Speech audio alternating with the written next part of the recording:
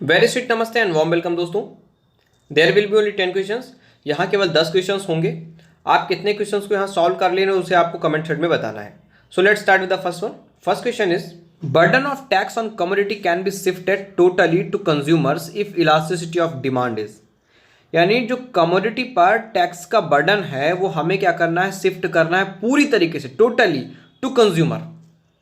और उसके लिए इलास्टिसिटी ऑफ डिमांड कैसी होनी चाहिए ये क्वेश्चन पूछ रहा है आपका। Options are equal to 1, equal to 0, less than 1 but greater than 0 या ग्रेटर देन 1।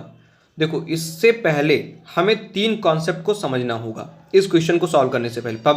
पब्लिक फाइनेंस का ये क्वेश्चन है।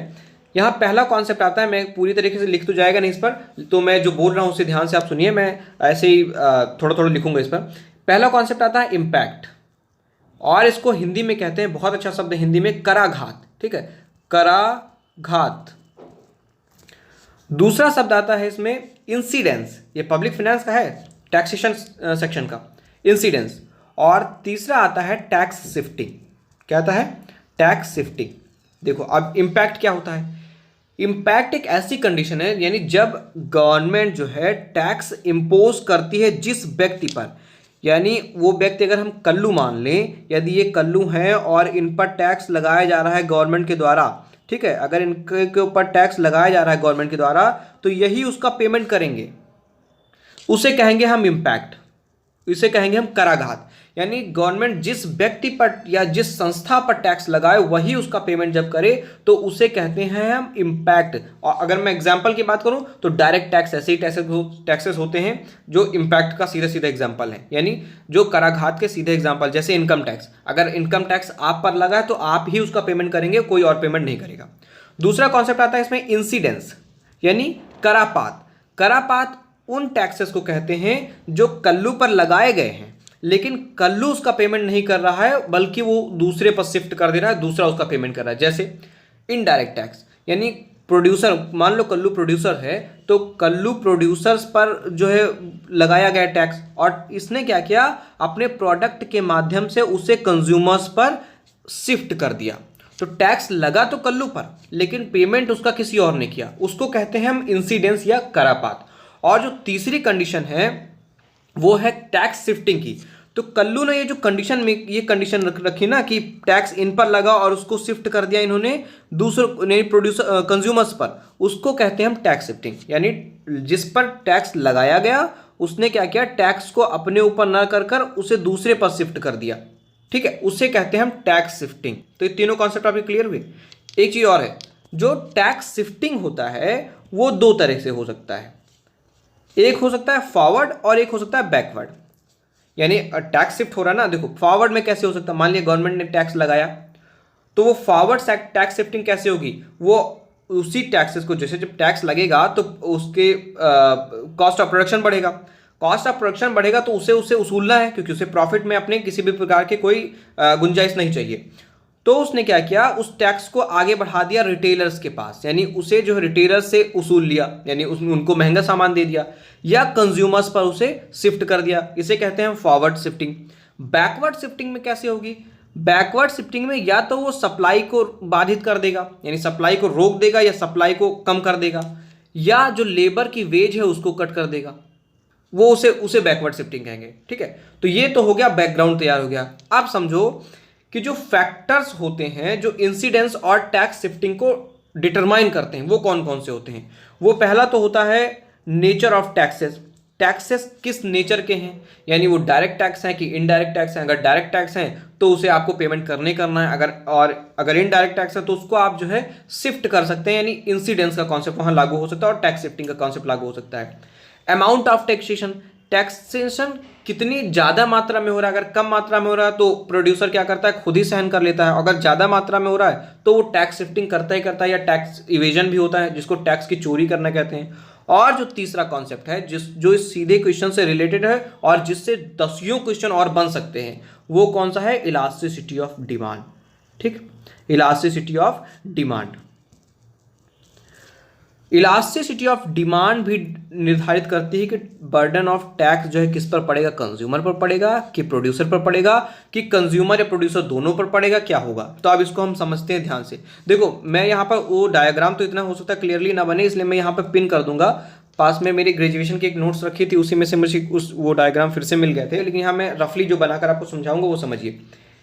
यदि इलास्टिसिटी ऑफ डिमांड इनफाइनाइट है, यानी elasticity of demand perfectly elastic है। परफेक्टली इलास्टिक यानी प्राइस में थोड़ी सी चेंजेस करने से डिमांड में बहुत बड़ा चेंजेस आ सकता है।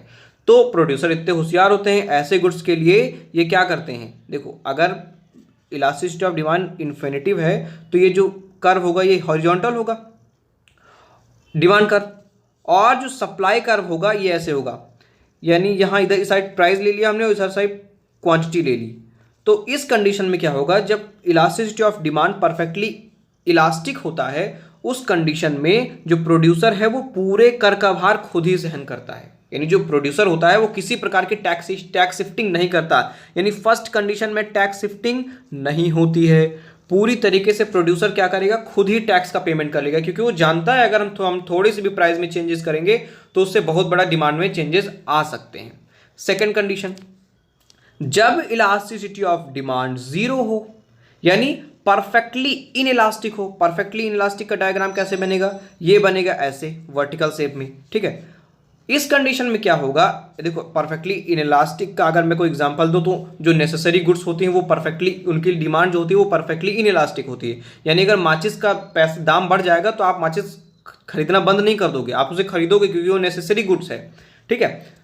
इस कंडीशन में क्या होगा, जो भी टैक्स लगेगा प्रोड्यूसर क्या करेगा, वो सारा टैक्स जो है वो आप पर शिफ्ट कर देगा, यानी कंज्यूमर पर शिफ्ट कर देगा। और इस कंडीशन में पूरे टैक्स को टोटली, यहां इस क्वेश्चन में यही पूछा गया, टोटली शिफ्टेड टू कंज्यूमर, यानी यहां पर जो प्रोड्यूसर है वो कुछ भी टैक्स पेमेंट नहीं करेगा। पहली कंडीशन क्या बताई मैंने, जब इलास्टिसिटी ऑफ डिमांड इनफाइनाइट हो यानी परफेक्टली इलास्टिक हो, उस कंडीशन में केवल प्रोड्यूसर ही पूरा टैक्स को पेमेंट करेगा। सेकंड कंडीशन में जब परफेक्टली इनइलास्टिक डिमांड हो, उस कंडीशन में पूरी तरह से कंज्यूमर टैक्स भरेगा, यानी यहां परफेक्टली टैक्स शिफ्टिंग होती है, यानी परफेक्ट टैक्स शिफ्टिंग होता है जब इक्वल टू जीरो होती है। यानी जब elasticity of demand equal to zero होता है उस समय परफेक्ट टैक्स शिफ्टिंग होता है, और जब elasticity of demand perfectly elastic होती है यानी इन्फिनिटी होती है, उस कंडीशन में टैक्स शिफ्टिंग जीरो होता है। उसके बाद देखो कौन कौन सी बातें आती हैं, if ED is greater than 1, यदि elasticity of demand greater than unity है, उस कंडीशन में क्या होगा, उस कंडीशन में टैक्स तो दोनों को पेमेंट करना पड़ेगा, यानी टैक्स शिफ्टिंग होगी। क्योंकि ग्रेटर देन यूनिटी है इसलिए यहां ये डिमांड हो जाएगा, और ये इसलिए यहां इस कंडीशन में जो है प्रोड्यूसर जो है ना वो ज्यादा टैक्स पेमेंट करेगा, ठीक है, और जो कंज्यूमर है वो कम टैक्स का पेमेंट करेगा, ठीक। यानी प्रोड्यूसर, ये वाला प्रोड्यूसर ज्यादा टैक्स का पेमेंट करेगा, और जो कंज्यूमर होगा, क्योंकि डिमांड साइड का है ना इसलिए इसे इधर का कंज्यूमर होगा, और इधर सप्लाई साइड का इसलिए इधर का प्रोड्यूसर होगा। प्रोड्यूसर इस कंडीशन में ज्यादा टैक्स का पेमेंट करेगा, यानी प्रोड्यूसर ज्यादा टैक्स का पेमेंट करेगा और कंज्यूमर कम टैक्स का पेमेंट करेगा। बात समझ में आई आपको। उसके बाद if elasticity of demand is less than 1, less than 1 होगा तो उस कंडीशन में क्या होगी, जस्ट इसका उल्टा, यानी ये स्टीप हो जाएगा और ये यानी इस कंडीशन में ये यहां से बनना चाहिए। इस कंडीशन में जो कंज्यूमर होगा वो ज्यादा टैक्स का पेमेंट करेगा और जो प्रोड्यूसर होगा वो कम टैक्स का पेमेंट करेगा। और एक लास्ट कंडीशन है if ED is equal to 1, यानी if the elasticity of demand is unity, उस कंडीशन में क्या होगा, अब अगर ये सही बन जाता है तो हो सकता है बन जाएगा, इक्वल हो जाएगा, दोनों बराबर, अगर जो भी टैक्स लगेगा वो भाई भाई मिलकर बांट लेंगे। देखो बन गया, बढ़िया बन गया। दोनों टैक्स जो है दोनों लोग आपस में टैक्स को बांट लेंगे बराबर बराबर, यानी जो जितना प्रोड्यूसर टैक्स का पेमेंट करेगा उतना ही कंज्यूमर करेगा, यानी टोटल जितना गवर्नमेंट लगाएगी उसका आधा आधा दोनों लोग बांट लेंगे। तो इस क्वेश्चन में आपका सही आंसर क्या हो जाएगा, इक्वल टू 0। आप समझिए, आप इस क्वेश्चन से आपने कितने नए क्वेश्चन सीख लिए। अगर यहीं पर टोटली शिफ्ट होने के बजाय अगर हो जाता है कि कंज्यूमर ज्यादा पेमेंट करेगा और प्रोड्यूसर कम करेगा, उस समय कौन सी कितनी इलास्टिसिटी ऑफ डिमांड होनी चाहिए, तो आप सीधे बताते ईडी इज लेस देन 1। आप बता लेंगे आप ना, इससे पहले हो सकता है आप कंफ्यूज हो जाते हैं। तो यहाँ पर आपको लगभग 10 क्वेश्चन आपके तैयार हो गए। तो यहाँ ऑप्शन सी सही आंसर हो जाएगा। नेक्स्ट क्वेश्चन देखते हैं। Which of the following is not included in a capital budget. फिर काफी डिस्क्रिप्टिव क्वेश्चन आ गया, अब इसको भी मुझे समझाना ही पड़ेगा। कैपिटल बजट क्या होता है, एक आता है ना, और उसमें ऐसा कौन सा है जिसमें जो कैपिटल बजट में शामिल नहीं किया जाता है। देखो जो गवर्नमेंट होती है, गवर्नमेंट का जो बजट होता है वो दो बजट होते हैं, एक होता है रेवेन्यू बजट और एक होता है कैपिटल बजट। ठीक है, एक होता है रेवेन्यू बजट और एक होता है कैपिटल बजट। रेवेन्यू बजट में जो है होता है रेवेन्यू रेसिप्ट होता है और एक होता है कैपिटल रेवेन्यू एक्सपेंडिचर होता है। यानी रेवेन्यू बजट में रेवेन्यू रेसिप्ट और रेवेन्यू एक्सपेंडिचर होता है, और जो कैपिटल बजट होता है उसमें कैपिटल रेसिप्ट और कैपिटल एक्सपेंडिचर होता है। बात समझ में आई इतनी? अब देखो जो रेवेन्यू रेसिप्ट होती हैं वो कहाँ से आती हैं। रेवेन्यू रेसिप्ट जो होती हैं उनका सोर्स क्या होता है, उनका सोर्स होता है टैक्स रेवेन्यू रेसिप्ट और नॉन टैक्स रेवेन्यू रेसिप्ट। बहुत सिंपल से, आप सिनॉप्सिस के थ्रू में समझा रहा हूँ, बहुत सिंपल से, आप ध्यान से सुनकर समझिए, अभी आपका ये आंसर क्लियर हो जाएगा। साथ में आप कईयों और क्वेश्चंस को सॉल्व कर लेंगे इस क्वेश्चन के बाद। रेवेन्यू रेसिप्ट्स जो है वो कहाँ से आती है गवर्नमेंट की, वो टैक्स रेवेन्यू से आती हैं और नॉन टैक्स रेवेन्यू से आती हैं। टैक्स रेवेन्यू जो है वो कहाँ कहाँ से आता है, डायरेक्ट टैक्स से आता है और इनडायरेक्ट टैक्स से आता है। तो सिंपल है, डायरेक्ट टैक्स से और इनडायरेक्ट टैक्स से आता है। नॉन टैक्स रेवेन्यू की जब हम बात करें तो वो कहाँ से आता है, जो इंटरेस्ट रेसिप्ट होते हैं, यानी जो गवर्नमेंट ने लोन दे रखे ना उनसे जो इंटरेस्ट मिलता है वो आता है। जो गवर्नमेंट की कंपनीज है जिनको हम पीएसयूज कहते हैं, पब्लिक सेक्टर अंडरटेकिंग्स, उनसे जो हमें पैसा मिलता है, प्रॉफिट मिलता है, वो होता है नॉन टैक्स रेवेन्यू में। जो डिविडेंड होता है वो होता है नॉन टैक्स रेवेन्यू में। फीस एंड फाइन्स जो पुलिस वाले वसूलते रहते हैं वो सब जाता है गवर्नमेंट के पास ना, तो वो नॉन टैक्स रेवेन्यू में आता है। ये हो गई गवर्नमेंट की यानी रेवेन्यू बजट के अंतर्गत रेवेन्यू रेसिप्ट। अब ये जो रेवेन्यू रेसिप्ट आया, अब रेवेन्यू एक्सपेंडिचर कहाँ होगा, यानी ये खर्च कहाँ होगा पैसा। अरे खर्च होगा कहाँ, सैलरीज में खर्च होगा। जो एम्प्लॉयज रखे जाते हैं, सरकारी कर्मचारी, सरकारी नौकरी के लिए सब लोग परेशान रहते हैं, स्कॉलरशिप पाने के लिए परेशान रहते हैं, वो स्कॉलरशिप में ये सारे पैसे जाएंगे। सैलरीज ऑफ एम्प्लॉयज, ठीक है। इंटरेस्ट पेमेंट करने के लिए, जो इंटरेस्ट जो लोन लिया है ना उसका जो इंटरेस्ट पेमेंट होगा वो भी हमें करना पड़ेगा, तो रेवेन्यू एक्सपेंडिचर में आएगा वो। ठीक है, वो रेवेन्यू बजट के अंतर्गत आ रहा है, समझ लो आप। यहाँ भी इस क्वेश्चन में यहीं पर एक क्वेश्चन फंस रहा है। देखो, which is not the following, which of one of the following is not included in the capital budget. यहाँ पर रेवेन्यू बजट की बात कर रही है और वहाँ इंटरेस्ट पेमेंट आ गया। अभी देखो यहाँ ऑप्शन एक दिख रहा है, अभी मैं बताता हूँ आपको। तो रेवेन्यू बजट के अंतर्गत रेवेन्यू रेसिप्ट हो गई जिसके सोर्सेज हुए taxes revenue, non taxes revenue. Taxes revenue में डायरेक्ट टैक्स और इनडायरेक्ट टैक्स, और नॉन टैक्सेस रेवेन्यू में आपको इंटरेस्ट रेसिप्ट हो गया, प्रॉफिट हो गया, प्रॉफिट ऑफ पीएसयूज हो गया, डिविडेंड हो गया, फीस एंड फाइन्स हो गई। और रेवेन्यू एक्सपेंडिचर में जो एम्प्लॉयज को जो सैलरीज दी जाएंगी, इंटरेस्ट का जो पेमेंट होगा, और साथ में जो हम स्टेट को ग्रांट्स देते हैं उन सब में खर्च होगा। अब दूसरा आता है कैपिटल बजट। कैपिटल बजट में भी आते हैं कैपिटल रेसिप्ट और कैपिटल एक्सपेंडिचर। कैपिटल रेसिप्ट में दो तरह के रेसिप्ट होते हैं, एक होता है डेट रेसिप्ट डीबीटी और एक होता है non debt receipt. Debt receipt में जितने सारे लोन होते हैं सब आ जाते हैं। लोन अगर हमने मार्केट से उठाया है तो मार्केट का लोन हो गया, अगर हमने फॉरेन किसी कंट्री से लोन लिया है तो वो फॉरेन कंट्री लोन हो गया, अगर मैंने किसी फॉरेन गवर्नमेंट से लिया है, अगर किसी हमने इंस्टीट्यूशन से लोन लिया है, फॉरेन इंस्टीट्यूशन से, इंटरनेशनल इंस्टीट्यूशन से, तो वो लोन हो गया। अगर हमने आरबीआई से बोरोइंग करी है तो वो लोन हो गया। ठीक है, पोस्ट ऑफिस सेविंग भी इसी में आ जाती हैं, और बहुत सारे लोन्स जो होते हैं वो आ जाते हैं कैपिटल रेसिप्ट के डेप्ट वाले पार्ट में, डेप्ट रेसिप्ट। नॉन डेप्ट रेसिप्ट में कौन कौन से आते हैं, जो फॉरेन एड मिलती है, ठीक है, यानी जो फॉरेन से ट्रांसफर पेमेंट आता है, यानी सहायता के रूप में जो राशि आती है वो नॉन डेप्ट रेसिप्ट में आता है, क्योंकि नॉन डेप्ट उसे हमें वापस थोड़ी करना रहता है। कैपिटल एक्सपेंडिचर कहाँ होता है, यानी जो कैपिटल बजट में कैपिटल एक्सपेंडिचर कहाँ होगा, वो होगा हमें लैंड परचेज करने में, यानी गवर्नमेंट को लैंड परचेज करना होता है वहाँ लगेगा, मशीनरी परचेज करने में लगेगी, बिल्डिंग परचेज करने में लगेगी, इन्वेस्टमेंट करना होगा जब शेयर्स में तब उसका पैसा लगेगा। ठीक है, तो यहाँ पे अब आपको कॉन्सेप्ट क्लियर हो गया, यानी बैकग्राउंड तैयार हो गया इस क्वेश्चन के लिए आपका। अब एक चीज और भी समझ लेते हैं, लेकिन अब आ गए हैं बात तो कि जो एक्सपेंडिचर होता है, चाहे वो रेवेन्यू एक्सपेंडिचर हो या कैपिटल एक्सपेंडिचर हो, वो दोनों दो प्रकार के होते हैं इंडिया में। एक होता है प्लान्ड एक्सपेंडिचर और एक होता है non planned expenditure. Non planned expenditure ये भी पब्लिक फाइनेंस का क्वेश्चन है। एक होता है प्लान्ड एक्सपेंडिचर और एक होता है non planned expenditure.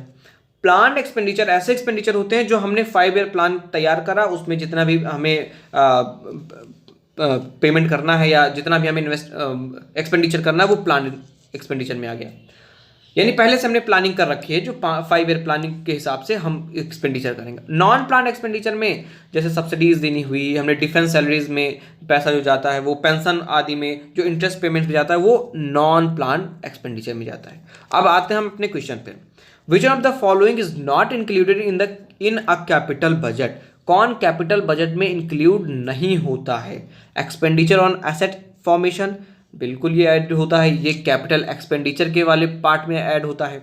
Interest payment बिल्कुल ये नहीं होता है, क्योंकि अभी मैं आपका बैकग्राउंड तैयार कर रहा था ना, तब मैंने आपको बताया था कि जो इंटरेस्ट पेमेंट है वो रेवेन्यू बजट में शामिल किया था, और रेवेन्यू बजट के अंतर्गत इसको जब हम रेसिप्ट के अंदर जाते हैं, रेवेन्यू रेसिप्ट के अंतर्गत, तो वो आता है आपके नॉन टैक्स रेसिप्ट में, नॉन टैक्स रेसिप्ट में आता है ना, तो वहाँ इंक्लूड हो जाता है। साथ में इंटरेस्ट पेमेंट जो है वो कहाँ ऐड हो जाता है, सॉरी इंटरेस्ट रेसिप्ट वहाँ आता है, और इंटरेस्ट पेमेंट जो है आपको रेवेन्यू एक्सपेंडिचर साइड में आ जाता है, ठीक है, रेवेन्यू एक्सपेंडिचर साइड में, तो वो रेवेन्यू बजट का पार्ट हो गया। Money collected from public borrowing, अगर हम बोरोइंग कर रहे हैं और पब्लिक बोरोइंग या मार्केट बोरोइंग कर रहे हैं तो वो आपके कैपिटल बजट के अंतर्गत आता है, ठीक है। और small saving collection by the government, अगर जो स्मॉल सेविंग है वो कलेक्ट की जा रही है बाय द गवर्नमेंट, तो वो भी आपका कैपिटल बजट में आएगा। यानी यहाँ पर बी ऑप्शन सही हो जाएगा, ठीक है। तो यहाँ बी ऑप्शन क्या हो जाएगा, सही हो जाएगा। नेक्स्ट क्वेश्चन देखते हैं, क्वेश्चन नंबर 3।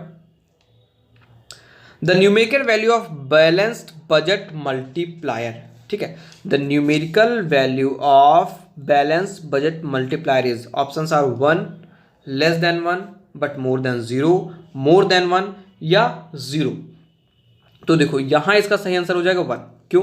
क्योंकि एक ये प्रिंसिपल है ना, unit multiplier principle theorem, unit multiplier theorem, या इसको कहते हैं बजट थ्योरम कहते हैं, ठीक है। यूनिट मल्टीप्लायर थ्योरम या बजट थ्योरम होता है। इस कंडीशन में क्या होता है, पहले तो देखो इसमें अगर मैं एक फॉर्मूला बताता हूँ, अगर मैंने इसको कभी बताया तो आपको डेरिवेशन कराऊंगा, बहुत मज़ेदार फॉर्मूला है। टैक्स मल्टीप्लायर होता है और गवर्नमेंट स्पेंडिंग मल्टीप्लायर होता है। डेल्टा वाई, इसमें क्या होता है, minus M P C marginal propensity to consume upon 1 minus M P C into delta T, ये होता है टैक्स मल्टीप्लायर। और यहाँ इसको एम पी सी को माइनस बी से भी डिनोट करते हैं, ठीक है। तो यहाँ माइनस बी भी कहीं कहीं मिल जाएगा आपको, कहीं नहीं हर जगह मिल जाएगा। दूसरा एक होता है गवर्नमेंट स्पेंडिंग मल्टीप्लायर, इसको भी कहते हैं, ये changes in income is equal to 1 upon 1 minus B, B यानी marginal propensity to consume into changes in government expenditure. ये दो मल्टीप्लायर होते हैं। अगर changes in income, changes in taxes और चेंजेस इन गवर्नमेंट एक्सपेंडिचर बराबर आ रहे हैं तो यूनिट मल्टीप्लायर थ्योरम लागू होती है, और जो बजट होगा वो बैलेंस बजट होगा, और उस समय जो बैलेंस बजट का मल्टीप्लायर होगा वो 1 होगा। जो value of balance budget multiplier होगी वो क्या होगी, 1 होगी। तो आपको ये बात समझ में आ गई। जिस दिन मैंने ये थ्योरी या वो मॉडल पढ़ाना स्टार्ट किया ना, वो उस दिन मैं आपको ये सारा डेरिवेशन, तीनों का डेरिवेशन कराऊंगा, बहुत ही इंटरेस्टिंग डेरिवेशन है। तो नेक्स्ट क्वेश्चन पे चलते हैं, यहाँ इसका ए आंसर सही हो जाएगा। Question number 4, with which branch of public finance is functional finance related? Allocation, distribution, stabilisation या all of the above? Functional finance इससे पहले हमने किसी एक वीडियो में किया हुआ है कि फंक्शनल फाइनेंस क्या होता है।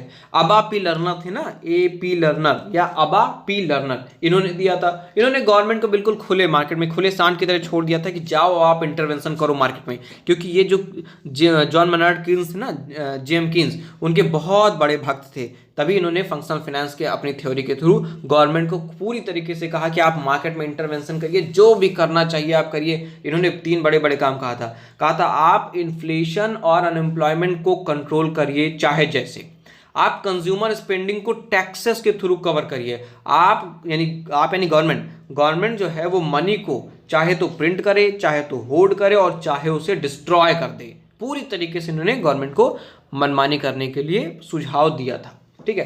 पब्लिक फाइनेंस के ब्रांच की बात की जा रही है, तो देखो पब्लिक फाइनेंस में अगर आपने subject matter of public finance पढ़ा होगा तो बहुत अच्छे से समझ रहे होंगे कि जो पब्लिक फाइनेंस की ब्रांच होती है वो होती है 6। अब आप यहाँ इस क्वेश्चन के बाद आपको ये समझ में आ रहा होगा कि जो हम स्टार्टिंग में सब्जेक्ट मैटर पढ़ते हैं ना, किसी भी सब्जेक्ट को स्टार्ट करने से पहले हम nature of the public finance, subject matter of the public finance पढ़ते हैं ना, तो वो बहुत इंपॉर्टेंट है, उससे सीधे सीधे क्वेश्चन आ गया है। यानी subject matter of public finance जब पढ़ोगे तो उसमें पब्लिक फाइनेंस के 6 ब्रांच होते हैं, और इसमें प्रोफेसर मसग्रेव ये जो नाम दिख रहा है आपको ना, ये ब्रांचेस ही हैं, लेकिन यहाँ ये ब्रांचेस जो है अकॉर्डिंग टू प्रोफेसर मसग्रेव है। प्रोफेसर मसग्रेव ने इनको ब्रांचेस को नाम दिया था। कौन कौन सा ब्रांच में? 6 ब्रांच के नाम बताता हूं आपको। पहला ब्रांच है पब्लिक एक्सपेंडिचर। पब्लिक एक्सपेंडिचर, इससे पहले ना हमने पब्लिक एक्सपेंडिचर की बात कर रहे हैं। पब्लिक एक्सपेंडिचर प्रोफेसर मसग्रेव ने इसको कहा है डिस्ट्रीब्यूशन ब्रांच। क्या कहा है इसको? डिस्ट्रीब्यूशन ब्रांच को पब्लिक एक्सपेंडिचर, यानी पब्लिक एक्सपेंडिचर ब्रांच को इन्होंने कहा है डिस्ट्रीब्यूशन ब्रांच। दूसरा कौन सा है? दूसरा है पब्लिक रेवेन्यू। पब्लिक रेवेन्यू को इन्होंने एलोकेशन ब्रांच कहा है, यानी एलोकेशन ब्रांच पब्लिक रेवेन्यू के नाम से भी जाना जाता है। प्रोफेसर मसग्रेव ने इसको एलोकेशन ब्रांच कहा है। तीसरा आता है पब्लिक डेट, इसको तो इन्होंने कुछ नहीं कहा, पब्लिक डेट, ठीक। चौथा आता है फिनेंशियल एडमिनिस्ट्रेशन। फिनेंशियल एडमिनिस्ट्रेशन का क्या, चौथा बता रहा हूं, ये तीसरा था, ये चौथा है फिनेंशियल एडमिनिस्ट्रेशन। इसका क्या काम होता है? बजट का निर्माण करना और बजट को पब्लिश करना, ठीक है, और साथ में ऑडिट करना, ये पब्लिक एडमिनिस्ट्रेशन का पब्लिक फिनेंशियल एडमिनिस्ट्रेशन का काम होता है। पांचवा ब्रांच है economic stabilisation. Economic stabilisation branch इसको कहेंगे, उसको हम कहेंगे stabilisation branch according to Professor Musgrave. और लास्ट होता है फेडरल फाइनेंस, ठीक है, फेडरल फाइनेंस होता है। तो 6 ब्रांच कौन कौन से होंगे मैं आपको एक बार फिर से बता दूं। पब्लिक एक्सपेंडिचर, जिसको प्रोफेसर मसग्रेव ने डिस्ट्रीब्यूशन ब्रांच कहा है। पब्लिक रेवेन्यू, जिसको इन्होंने एलोकेशन ब्रांच कहा है। Public debt, financial administration, economic stabilisation या स्टेबलाइजेशन ब्रांच, और छठवा और लास्ट फेडरल फाइनेंस, ठीक है। यहां क्या क्वेश्चन आ रहा है कि जो फंक्शनल फाइनेंस है वो किससे रिलेटेड है, किस ब्रांच से रिलेटेड है? तो वो पब्लिक रेवेन्यू से रिलेटेड है, और पब्लिक रेवेन्यू को जो है एलोकेशन ब्रांच कहा जाता है, इसलिए यहां पर ए ऑप्शन आपका सही हो जाएगा। नेक्स्ट क्वेश्चन देखते हैं, question number 5। If taxes are levied according to ability to pay theory it leads to. यदि taxes ability to pay theory के अनुसार लगाए जाते हैं, यानी जिनकी जितनी एबिलिटी उनको उतना पेमेंट, उनको उतना टैक्स पेमेंट, तो वो क्या लीड करेगा? प्रोपोर्शनल टैक्स कहेंगे उसको, या प्रोग्रेसिव टैक्स कहेंगे, या रिग्रेसिव टैक्स कहेंगे, या equal amount of tax on all the person, तो उसको हम कहेंगे प्रोग्रेसिव टैक्स। देखो इसको थोड़ा सा हम समझ लेते हैं। जब टैक्सेस को न्याय और कर भार यानी जस्टिस एंड टैक्स वेट के बेसिस पर अगर बांटा जाता है तो टैक्सेस को 4 भागों में बांटा जाता है। कौन कौन से?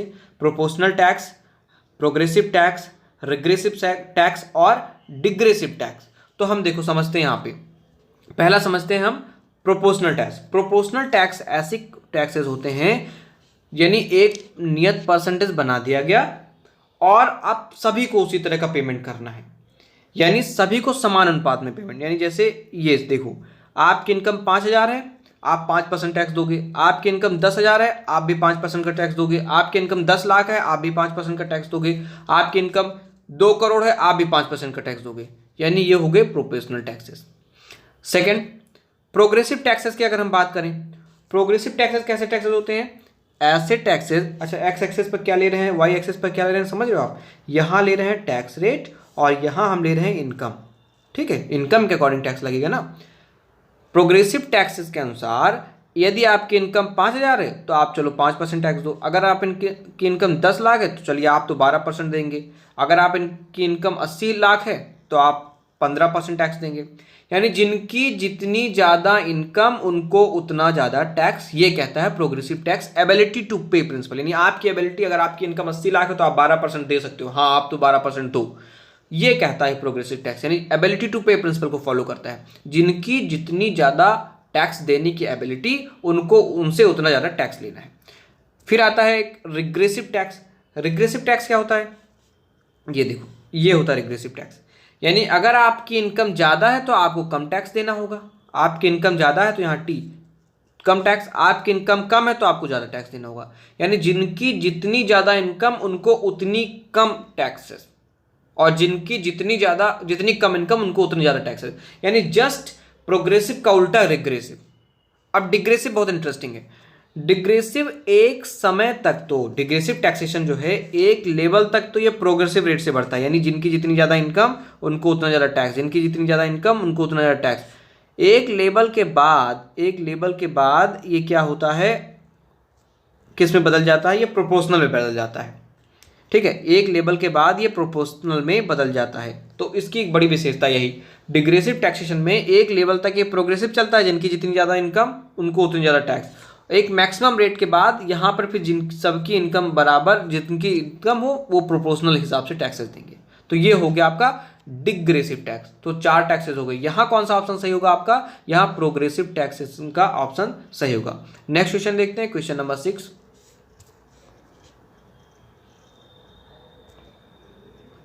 The benefit theory of allocation of tax burden was given by. देखो बेनिफिट थ्योरी यानी जिनको जिस अनुपात में बेनिफिट हो। आज एक्चुअली सारे पब्लिक फाइनेंस के ही क्वेश्चन लग रहे हैं मुझे इसमें है, जिनको जितना ज़्यादा बेनिफिट हो उनको उस हिसाब से टैक्स, यानी आपका जो बेनिफिट हो रहा है उसके बराबर आपसे टैक्सेशन लेना चाहिए, ये बात आती है। इस थ्योरी को किसने दिया था, देखो इस थ्योरी का जो मॉडर्न व्यू कहा जाता है तो डाल्टन, पिगुल, सेलिगमैन ने नहीं दिया था। लिंडल का मॉडल आया था और बावन का मॉडल आया था। मॉडल, इन्हीं दोनों के मॉडल को जो है अब तक का बेनिफिट थ्योरी में मॉडर्न व्यूज माने जाते हैं टैक्स एलोकेशन में। तो यहां पर लिंडल ऑप्शन सही हो जाएगा, क्योंकि बावन का मॉडल है और लिंडन का मॉडल है सबसे, मतलब ये लेटेस्ट मॉडल है, ये मॉडर्न व्यूज कहे जाते हैं इसके। नेक्स्ट क्वेश्चन देखते हैं, question number 7। Which one of the following is not a merit goods. निम्नलिखित में से कौन सा मेरिट गुड्स नहीं है, postal services, telecom services, agricultural products या रेलवेज। आई थिंक ये क्वेश्चन में थोड़ा सा प्रॉब्लम है, क्योंकि यहाँ नॉट नहीं होना चाहिए, क्योंकि बाकी तो ये जो है पोस्टल सर्विसेज या टेलीकॉम सर्विसेज या रेलवेज ये मेरिट गुड्स नहीं ही है। एग्रीकल्चर प्रोडक्ट्स ही मेरिट गुड्स कही जा सकती है। लेकिन पहले हम बात समझते हैं कि मेरिट गुड्स होती क्या है। ऐसी गुड्स होती हैं जिनको गवर्नमेंट हमारी वेलफेयर यानी सोसाइटी के वेलफेयर के लिए ज़्यादा कंजप्शन कराना चाहती है। प्रोफेसर रिचर्ड मसग्रेव ने, यानी प्रोफेसर मसग्रेव ने इसको 1957 के आसपास इकोनॉमिक्स में इंट्रोड्यूस किया था। इन्होंने कहा कि कॉन्सेप्ट ऑफ बिलिंगनेस या कॉन्सेप्ट ऑफ एबिलिटी टू पे को छोड़कर आप कॉन्सेप्ट ऑफ नीड पर जाओ, यानी लोगों को जिस चीज़ की ज़रूरत है, यानी हो सकता है लोग, ऐसी चीज़ें होती हैं ना जो लोगों के लिए आवश्यक हैं लेकिन वो उसको अफोर्ड नहीं कर पा रहे हैं। जैसे एजुकेशन, बहुत सारे गरीब लोग हैं जो अपने बच्चों को बाहर नहीं पढ़ा सकते हैं, तो गवर्नमेंट क्या कर रही है उनके लिए, उसको फ्री में प्रोवाइड करा रही है, उसको हम मेरिट गुड्स कहते हैं। अगर मेरिट गुड्स के मैं और एग्जांपल बताऊं आपको, जैसे हेल्थ प्रोग्राम चलता है वो मेरिट गुड्स के अंदर आता है, जो फ्री अभी ये चल रहा है ना हेल्थ प्रोग्राम, आयुष्मान भारत योजना मेरिट गुड्स के अंतर्गत आ गया। एजुकेशन आ गया, फ्री स्कूल में जो मील्स मिलते हैं यानी जो खाना मिलता है स्कूल में फ्री, वो भी हो जाता है। जो लोगों को घर दिया जाता है फ्री प्रधानमंत्री आवास योजना के तहत, वो भी जो है मेरिट गुड्स के अंतर्गत आ जाता है। जो सब्सिडी दी जाती है फूड पर वो भी मिलता है। जो पीडीएस सिस्टम होता है ना, पब्लिक डिस्ट्रीब्यूशन सिस्टम, वहाँ पे भी फ्री अवेलेबल कराया जाता है या कम प्राइसेस पर अवेलेबल कराया जाता है एग्रीकल्चर फूड्स को, एग्रीकल्चर प्रोडक्ट्स को, उनके न्यूट्रिशन के लिए, उससे भी मेरिट गुड्स यहाँ पर कहेंगे। तो यहाँ जो ऑप्शन सही होगा, यहाँ केवल एग्रीकल्चरल प्रोडक्ट्स ही मेरिट गुड्स हैं। अगर सरकार इन लोगों को फ्री करती है तो वो मेरिट गुड्स, मतलब तभी मेरिट गुड्स होंगे, यानी जब सरकार इन लोगों को बढ़ावा देना चाहेगी। फिलहाल इन चीज़ों को सरकार फ्री प्रोवाइड नहीं कराती है, अमूमन पोस्टल सर्विसेज को, रेलवेज को या टेलीकॉम सर्विसेज को फ्री नहीं प्रोवाइड करती, लेकिन एग्रीकल्चर प्रोडक्ट को पीडीएस सिस्टम के थ्रू या अन्य चीज़ों के थ्रू, एमएसपी वगैरह के थ्रू इनको क्या बढ़ावा देने का प्रयास करती है। मेरिट गुड्स के साथ एक नॉन मेरिट गुड्स भी होती हैं।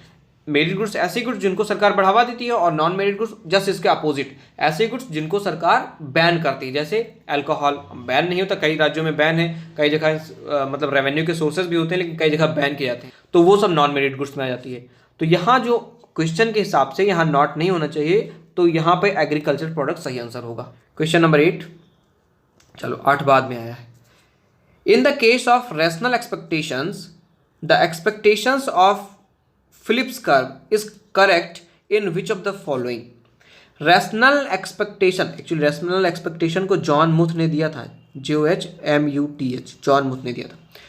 In the case of rational expectation, the expectations of Phillips curve is correct in which of the following? Only in the case of long run. जब रैशनल एक्सपेक्टेशन की बात की जा रही तो लॉन्ग रन में भी सही है। Only in the case of short run, और शॉर्ट रन में भी सही है, यानी शॉर्ट रन में भी सही है और यही लॉन्ग रन में सही है। Both in the short run and long run as well, यानी सी ऑप्शन आपका यहाँ पे सही हो जाएगा। फिलिप्स कर्व पर इससे पहले हम खूब बात कर चुके हैं, मिल्टन फ्रीडमैन ने क्या किया। एक्चुअली ज़्यादातर इनका उस समय क्वेश्चन पूछा भी जाता था, शायद अब कम आते हो, लेकिन अब भी आते हैं क्वेश्चंस। तो अब तो आप तक अगर आपने फॉलो किया होगा सीरीज को तो आपको रट गया होगा ये सब, ठीक है। नेक्स्ट क्वेश्चन देखते हैं, तो यहाँ सी ऑप्शन सही हो जाएगा। Next question, question number 9, consider some of the facts about rural employment guarantee scheme launched in February 2006 in India. National rural employment guarantee scheme, जिसको नरेगा कहते थे, बाद में एमजी जोड़ दिया गया इसमें, Mahatma Gandhi National rural employment guarantee Scheme, ठीक है। It has launched in just a minute, okay, it has been launched in 200 districts of the country. Starting में ऐसा ही हुआ था। It replaces the National rural Employment Programme, बिल्कुल सही। मिनिमम एम्प्लॉयमेंट, इसमें 100 दिन रोजगार देने की आपको गारंटी दी जाती है। अगर 100 दिन तक रोजगार आपको नहीं मिलता तो एडिशनल पेमेंट की जाती है, यानी कार्ड बनता है इसमें। The scheme is being implemented by the state governments, बिल्कुल सही है। तो of the above select correct answer from the code given below. तो बहुत ही आसान क्वेश्चन था, केवल क्वेश्चन पढ़ना था आपको बस। अगर आपने मनरेगा और नरेगा के बारे में अच्छे से पढ़ा है तो इतनी पुरानी स्कीम हो गई अब तक, तो सब रटा होगा आपको। तो यहाँ पर डी ऑप्शन क्या हो जाएगा, सही हो जाएगा। Last question of this video, which of the following measures is not adopted by Reserve Bank of India for controlling credit? ऐसा कौन सा मेजर है जो आरबीआई क्रेडिट को कंट्रोल करने के लिए नहीं अपनाती। देखो, जो आरबीआई है ना, उसके पास मॉनेटरी टूल्स होते हैं और मॉनेटरी टूल्स को वो यूज करती है क्रेडिट को कंट्रोल करने के लिए। तो यह कौन सा है जिसको वो यूज नहीं करती है। Capital adequacy ratio. Capital adequacy ratio क्या होता है, एक्चुअली इसको कहते हैं capital to risk asset ratio, यानी CARA भी कहते हैं इसको। अगर मैं अभी इसको बताने लगूंगा तो बहुत लंबा हो जाएगा, फिर ये और भी आगे लंबा हो जाएगा, क्योंकि इसमें टायर 1 कैपिटल होता है। देखो इसका T1 + T2 ना, टायर 1 कैपिटल, टायर 2 कैपिटल, सारा कुछ हो जाएगा। कैश रिजर्व रेशियो के बारे में हम बात कर चुके हैं इससे पहले कई वीडियोस में। SLR के बारे में भी बात कर चुके हैं। Cash deposit ratio. Cash deposit ratio यानी total cash upon total deposit. देखो, जो बैंक्स होती ना, उनको सामान्य लेन देन भी करना होता है, तो उनको कैश और डिपॉजिट में बैलेंस बनाकर रखना होता है कि हमारे पास कैश कितना है और टोटल डिपॉजिट का कितने % हमारे पास इस समय कैश है, ताकि जो लोग पैसा निकालने आए उनको हम आराम से पैसा प्रोवाइड करा सके। तो यहाँ जो आंसर आपका सही हो जाएगा वो डी सही हो जाएगा, क्योंकि कैश डिपॉजिट रेशियो वो बैंक का मैटर होता है, रिजर्व बैंक ऑफ इंडिया इसको यूज नहीं करती। लेकिन capital adequacy ratio, cash reserve ratio, statutory liquidity ratio का बहुत धड़ल्ले से यूज करती है। इसको मैं किसी अन्य वीडियो में बहुत ही डिटेल में बताऊंगा, आज कई सारे टॉपिक डिटेल में हो गए, ठीक है। तो इस वीडियो में इतना ही। अगर आपको ये वीडियो पसंद आया हो तो इसे लाइक करिए, अपने दोस्तों के साथ शेयर करिए। हमारे चैनल अनुराग एजुकेशनल एकेडमी को सब्सक्राइब कर बेल आइकन प्रेस कर दीजिए, जिससे जो भी मैं वीडियोस अपलोड करूं उसके नोटिफिकेशन आप तक पहुंचती रहे। Thanks for watching, be careful, bye bye.